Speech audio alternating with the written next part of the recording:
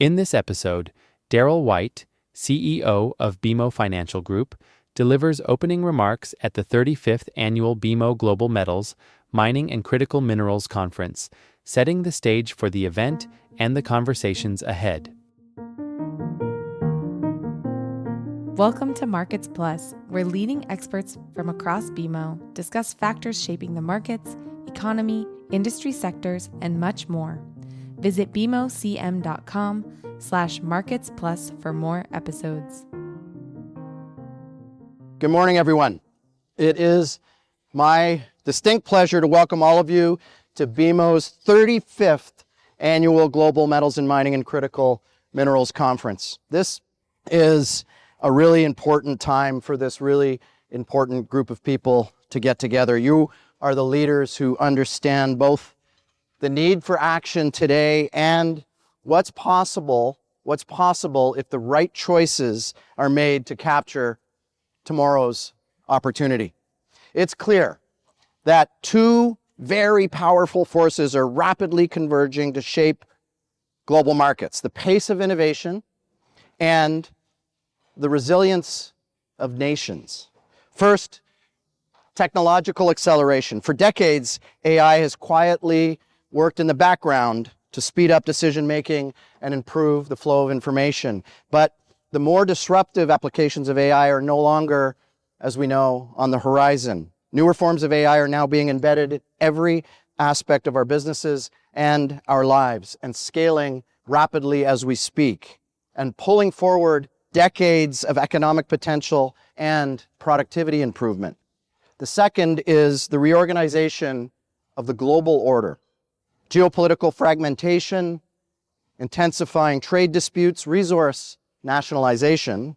These pressures are reshaping capital flows, supply and demand for commodities, and talent.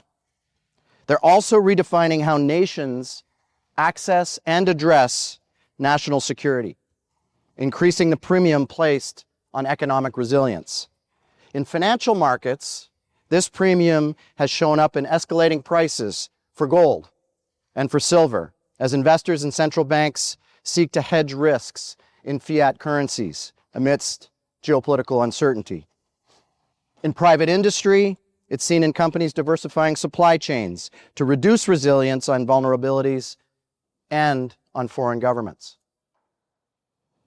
In the geopolitical arena, nations that have historically underfunded national defense are rebuilding as they account for the value of the peace dividend they've been paid for decades.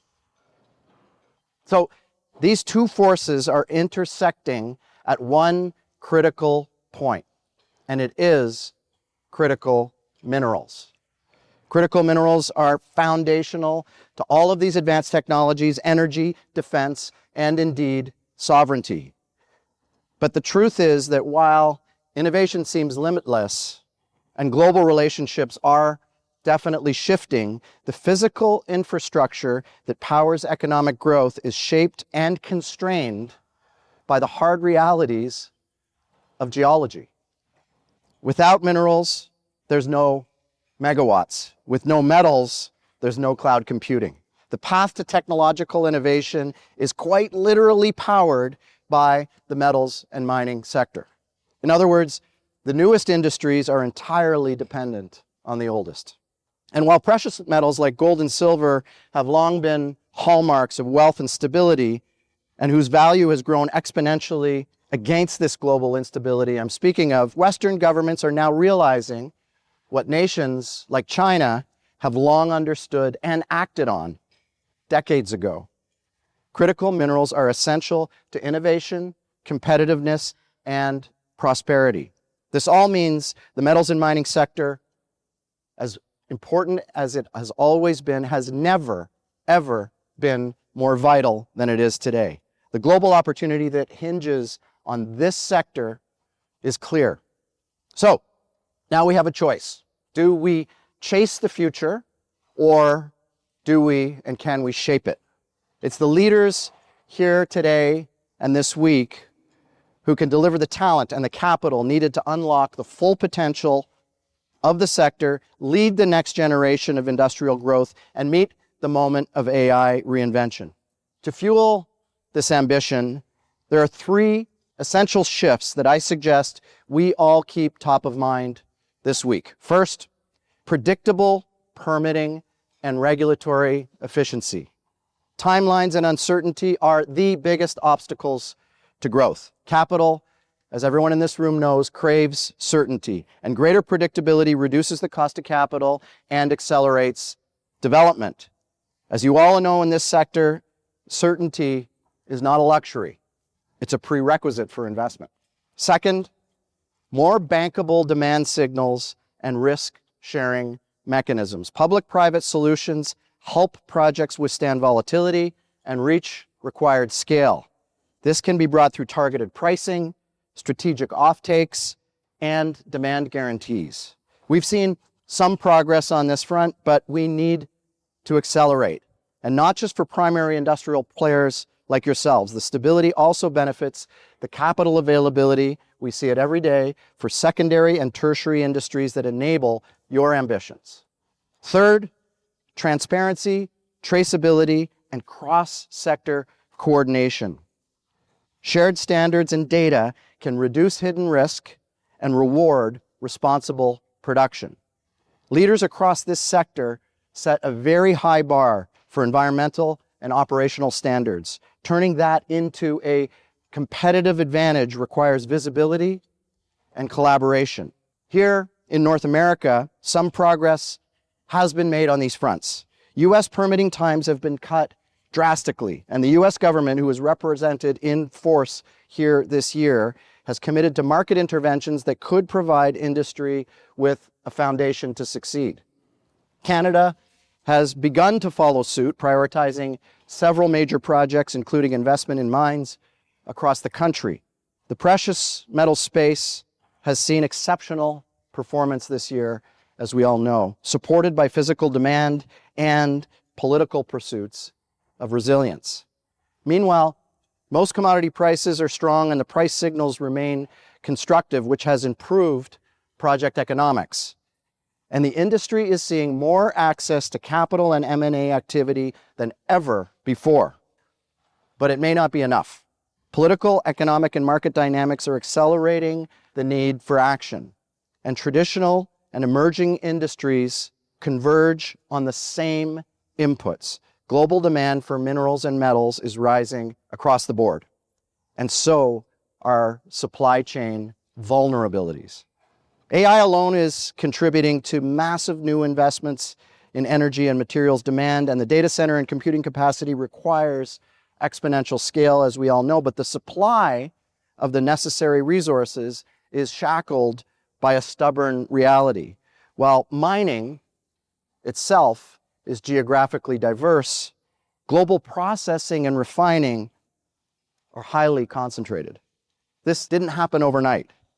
Decades of investment policy alignment, scale, and the influence of NIMBY biases have seen global supply chains develop to maximize efficiency. In metals and mining, this has resulted in a concentration in the midstream, refining, processing, and conversion, and it's predominantly controlled by China. This concentration now represents a single point of exposure for the industries that power all modern economies. The question isn't which nation built scale first. Is the system resilient enough for the future that we are all building for the planet? To compound the issue, we're seeing something we haven't seen in decades, the return of stockpiling to buffer against supply chain dependencies being used as a geopolitical tool. Nations and companies big enough to be nations themselves are now treating critical minerals as strategic assets, as both a competitive advantage and a pillar to national security. To counter the lack of distributed capacity in the midstream, governments around the world are finally taking significant action, like the G7 Buyers Club or the $12 billion US Vault Initiative, to build reserves, secure offtake, and establish new industrial policies to manage potential supply shocks.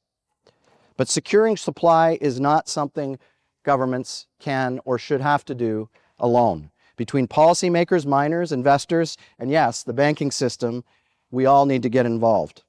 As one of the world's leading financial partners to the metals and mining sector, BMO has made this responsibility core to our business.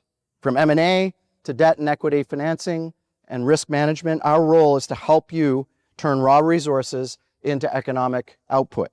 Across the value chain, BMO's integrated global platform has currently deployed more than $15 billion in capital to our metals and mining sector partners. And since 2022, BMO's advised on 70% of M&A transactions that have occurred in this sector. There's good reason why we're consistently ranked as the world's best metals and mining investment bank by Global Finance magazine, now for the 17th year in a row. Many banks cover metals and mining because they think they need to. BMO lives this sector. It's in our DNA as a bank. And as I reflect on this being the 35th year BMO's hosted this conference, I am proud of our bank's commitment and how we've provided the sector with decades of stability and support through all economic cycles.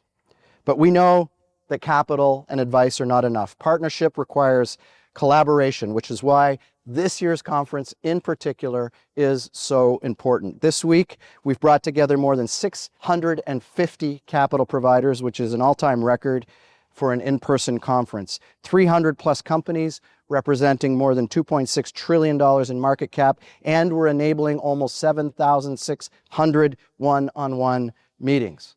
If you're not tired yet, you will be in a couple of days. This is what progress looks like, not in isolation, but through connection, coordination, and shared ambition. So remember, everything we talk about during this conference, energy security, competitiveness, technological leadership, economic resilience, it starts with the people in this room. The conversations you initiate, the relationships you cultivate, and the partnerships you pursue shape not only the trajectory of this industry, but of the global economy for years to come. We have an extraordinary opportunity this week, not just to respond to the future, but to help create it. So please take this opportunity to connect, to problem solve, and most importantly, to build. On behalf of all my colleagues here to help you grow, thank you.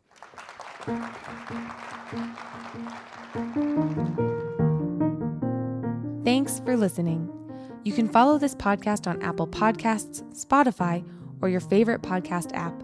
For more episodes, visit bmocm.com/marketsplus.